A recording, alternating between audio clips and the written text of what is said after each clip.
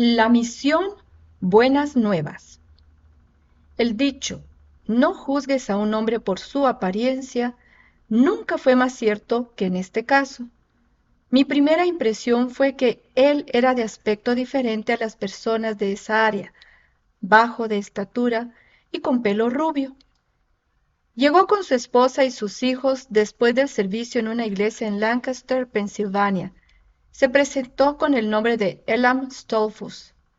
No mucho tiempo atrás, él y su familia habían dejado la religión Amish, escucharon el Evangelio de Cristo y ahora asistían a una iglesia evangélica. Por un anuncio del periódico se enteró que misioneros de Guatemala iban a compartir en una iglesia local, así que allí le conocí. Conversando con él, la conversación tomó un giro inusual. Me dijo que Dios estaba llamándoles específicamente a Guatemala para comenzar una obra misionera. Su deseo era servir en un área remota donde nadie hubiera estado antes. ¿Sabe usted si hay áreas así en Guatemala? Le describí la región en el norte donde no había nada más que selva, sin carreteras ni comodidades, solo pequeños pueblos. Él pareció interesarse más con esa información y me agradeció.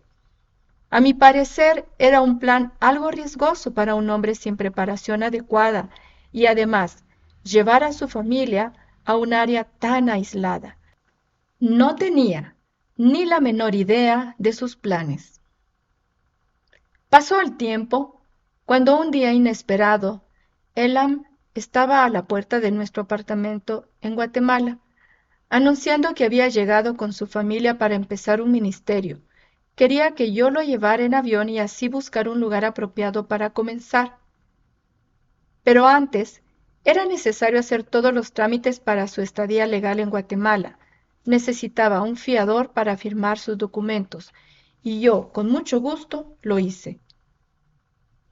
Llegó el día para llevarle en el avión a la selva del norte y buscar un lugar adecuado para establecer su misión. Seguimos el río La Pasión, encontramos unos pueblos esparcidos donde el río hacía una curva de 180 grados. Él pensó que esta área rodeada de bosque, con el río a los dos lados, era prometedora. Una misión con ese giro del río de 180 grados daría un buen acceso y alguna medida de protección. Entonces, me sorprendió cuando dijo que todavía no estaba listo para regresar a la ciudad. Él quería tomar una lancha a través del río para ver cómo era el área. Le expliqué que la zona de aterrizaje más cercana estaba en Sayaché, Petén, y después tendría que tomar un recorrido de 2 horas por lancha, río abajo para llegar a su sitio. No estaba seguro si era sabio hacerlo. Él nunca había estado en áreas de selva antes. Pero no, él estaba determinado a ver si esa tierra estaba disponible, por lo que lo dejé en la pista de aterrizaje en Sayaché, le deseé bendiciones de Dios y acordamos que le recogería en unos días. Durante esos días él compró un terreno en ese giro del río. ¿Era ese un temprano indicio de su naturaleza emprendedora? Su plan era regresar con su familia con una casa flotante sobre un tráiler para después empezar a limpiar el terreno. No le molestaba en lo más mínimo que no hubiera electricidad ni agua potable cerca. Como él había crecido en la comunidad Amish, eso era parte de su vida normal. Después, se fue de regreso a Pensilvania y regresó con su familia jalando su casa flotante a través de México, Belice y carreteras riesgosas hasta llegar al río La Pasión. Deslizó su casa flotante al río y navegó con su familia, sus bienes y suministros para limpiar su terreno. Me di cuenta de que evidentemente estaría ocupado volando de ida y vuelta a Sayaché por algún tiempo. En una ocasión me pidió ayuda para planificar una pista de aterrizaje en su propiedad. Mientras estábamos sentados en su casa flotante tomando limonada, tenía curiosidad y le pregunté de dónde sacaba su agua. Del río, me dijo. Él conectó un tubo desde la casa flotante hasta el centro del río. Sí, Claro que le hervimos. La comunidad de su iglesia le había dado una sierra portátil, con la que empezó a usar sus talentos especiales para trabajar con madera. Hermosos árboles de madera dura en su propiedad le proveían suficiente material. Con sus 2 hijos construyeron una iglesia y una clínica pequeña. Por último en su lista estaba la casa para la familia. Todo estaba hecho de madera fina de caoba, aún las bancas de la iglesia. Eventualmente trazamos la zona de aterrizaje que corría de norte a sur. Empezaba al norte, en el río para tener una buena aproximación sin obstáculos de árboles. Árboles altos marcaban el fin de la zona, al sur. Elam con sus hijos limpiaron la zona, con ayuda de hombres de los pueblos, usando solamente herramientas básicas, no tractores, solo trabajo manual muy duro.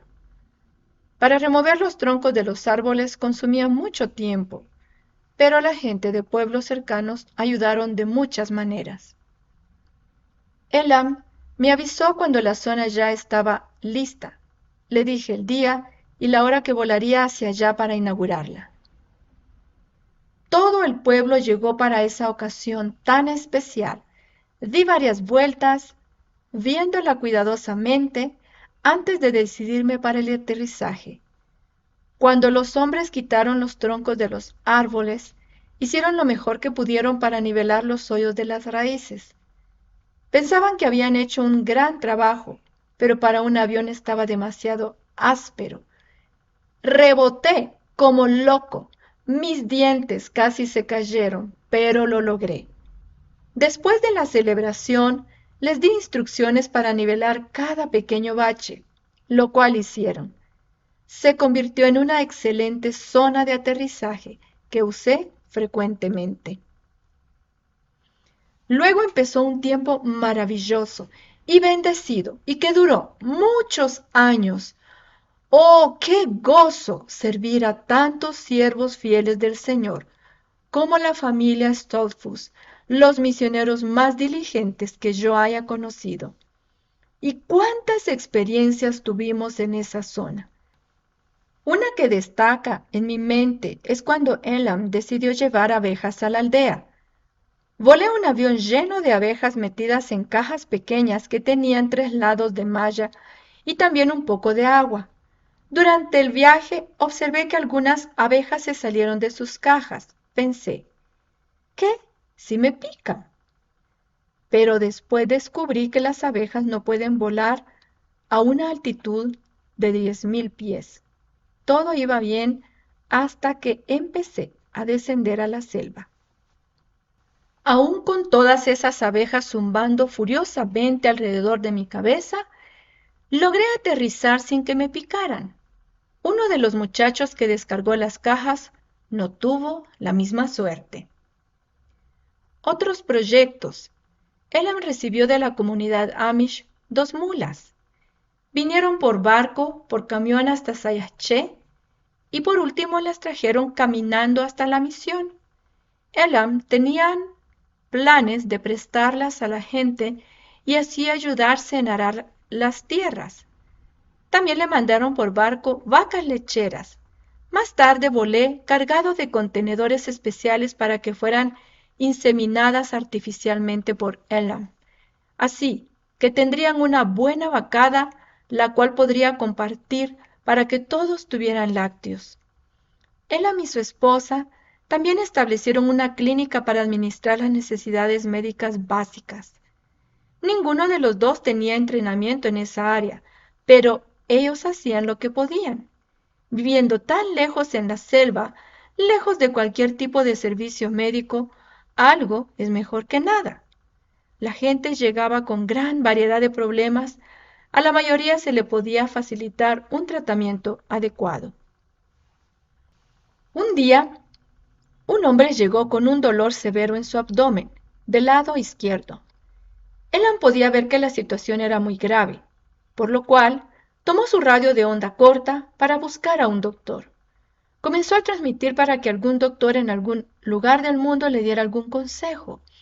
Él encontró un doctor dispuesto en los Estados Unidos. Por medio de las descripciones de Elam, el doctor pudo diagnosticar que era un caso severo de apendicitis. ¿Qué iba a hacer Elam?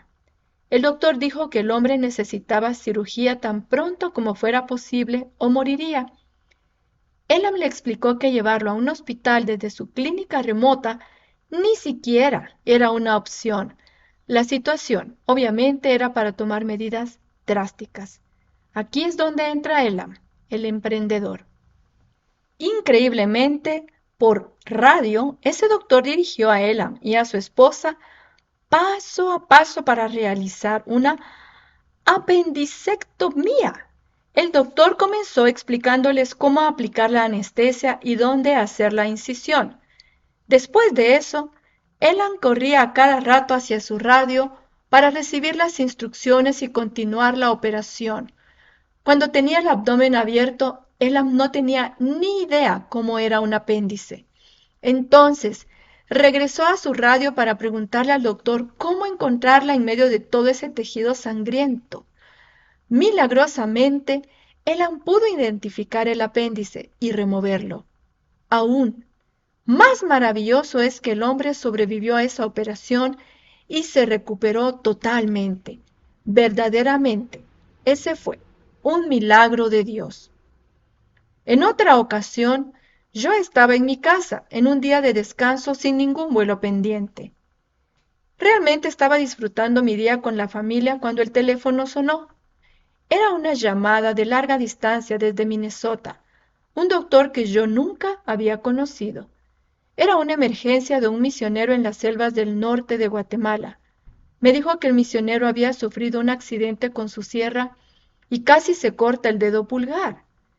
El misionero había pedido consejo por medio del radio y el doctor le había dicho que si iba a un hospital pronto, su pulgar podía ser salvado. El nombre del misionero era Elam. Le había pedido al doctor que me llamara y viera si podía llevarlo por avión a la ciudad. Le agradecí al doctor e inmediatamente fui al hangar. Saqué el avión, entregué mi plan de vuelo y despegué. Un vuelo de 1 hora hacia la casa de Elam. Afortunadamente el clima estaba bien, por lo que no fue nada difícil.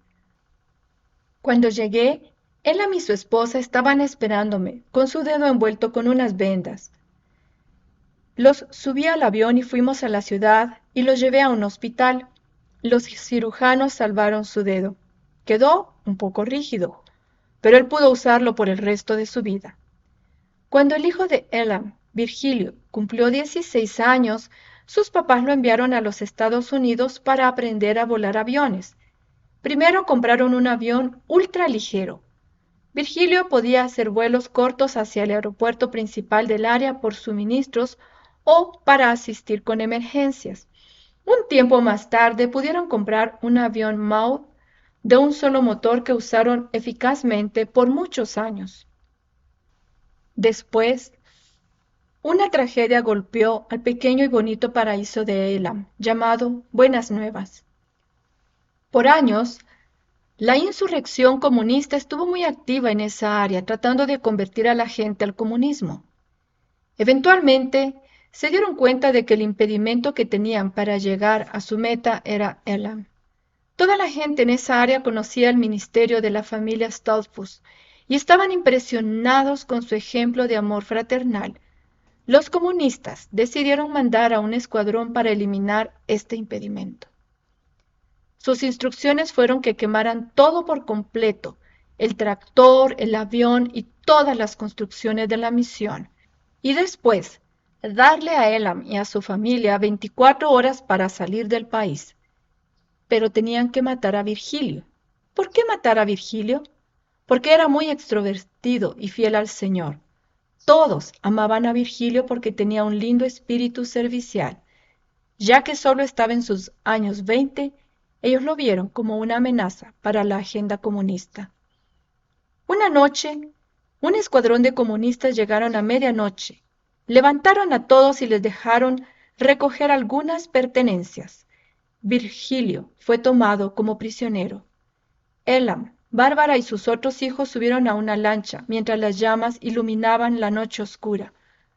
Los insurgentes tomaron equipo electrónico, medicina y otras cosas valiosas, llenando 2 lanchas. Virgilio y 2 guardias se fueron, dejando solo ceniza atrás. Llevaron a Virgilio río abajo. Después de 1 hora cruzaron un arroyo. Finalmente, llegaron a un pequeño desembarque donde los insurgentes tenían su campamento. Dejaron a Virgilio sentado mientras los 2 guardias, que le dijeron que permaneciera sentado en silencio, terminaban de descargar las cosas robadas. Uno de los guardias dejó su fusil en la lancha mientras descargaban. Virgilio notó que el fusil estaba allí. Calladamente lo tomó y lo puso sobre sus piernas. Cuando uno de los hombres regresó para descargar más cosas, Virgilio puso el cañón del arma en su cabeza y le dijo: «No hagas ningún movimiento o te vuelo la cabeza». El hombre empezó a temblar violentamente y a clamar por misericordia. El otro llegó e inmediatamente levantó sus manos y los 2 gritaron: «¡Por favor, no nos mates!». Después Virgilio me contó que él ni siquiera sabía dónde estaba el gatillo, o si el seguro estaba puesto o no, pero los hombres no sabían eso. Él tenía la ventaja. En ese momento, Virgilio dijo: «Ustedes vinieron a matar y a destruir, pero mi familia y yo venimos para ministrar a estas personas, para ayudarlas. Nosotros no venimos a matar a nadie». Para sorpresa de esos 2 guerrilleros, les devolvió el arma y se sentó tranquilamente viéndolos a ellos. Se quedaron atónitos. ¿Por qué Virgilio no los había matado? Lo que ellos vieron en ese momento fue que Virgilio era un hombre de valor notable. Sí, es cierto que ellos tenían instrucciones para matar a Virgilio, pero no lo pudieron hacer. La admiración a este joven con la presencia de Cristo era tan impresionante que no querían cumplir con sus instrucciones. En los próximos días comenzaron a tratar con gran amabilidad y bondad. Unos días más tarde, uno de los oficiales comunistas llegó. Él estaba sorprendido al ver que Virgilio seguía vivo. Muy enojado les gritó: «¡Mátenlo! ¡Mátenlo!». Furioso, se fue y dijo que volvería al siguiente día para estar seguro de que sí habían seguido sus órdenes. Los hombres le dijeron a Virgilio: «No queremos dañarte, pero si no lo hacemos, nos van a matar». Aún así, ellos no podían hacerlo, por lo que lo encadenaron a un árbol, esperando que tal vez sería más fácil matarlo en la oscuridad de la noche. Se durmieron. Ya avanzada la noche se levantaron porque escucharon ruidos recios en la selva. De repente, 100 hombres salieron de la oscuridad. Llegaron de varios pueblos cercanos donde Virgilio había ministrado por años. Ellos llevaban machetes y les dijeron a los 2 guardias: «Venimos para llevarnos a Virgilio con nosotros. Ustedes tienen armas de fuego y nosotros solo machetes. Probablemente maten a muchos de nosotros, pero ustedes 2 morirán también. Entonces, suelten a Virgilio y nos iremos». Con gran temor, los guardias lo liberaron y los aldeanos se fueron con Virgilio. El ministerio de la familia Stolfus nunca se recuperó de esa noche de destrucción. Elam y su esposa regresaron a Estados Unidos. Virgilio se casó con una señorita de Pensilvania y viven en Sayache, no lejos de la misión que fue quemada. Elam tuvo su recompensa celestial hace algunos años. Su esposa, Bárbara, todavía está en el ministerio y ocasionalmente visita Guatemala. Una nota humorística. En todos nuestros años de ministerio juntos, volando al ministerio de los Stolfus, encontramos muchos motores de lanchas en condición de ser reparados, esparcidos por su casa. El ingenio de Elam aparentemente no incluía conocimiento de cómo reparar motores de lancha. Fue un gran privilegio para nosotros conocer siervos tan fieles al Señor Jesús como la familia Stolfus.